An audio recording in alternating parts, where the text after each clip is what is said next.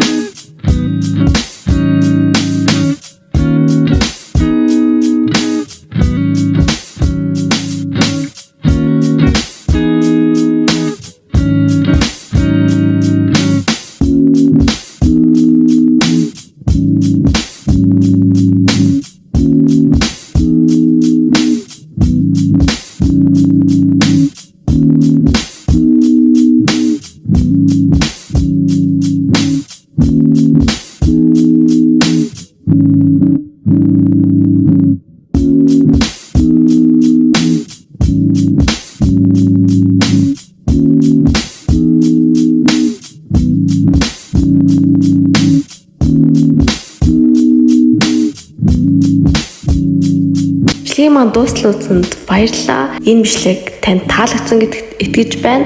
Энэ бичлэгний дагуу эдит хийж үзээд өөрийн сэтгэлээ доор коммент хэсэгт үлдээгээрэй. Тэгээд дараагийн бичлэгээрээ уулзцаая. Баяртай.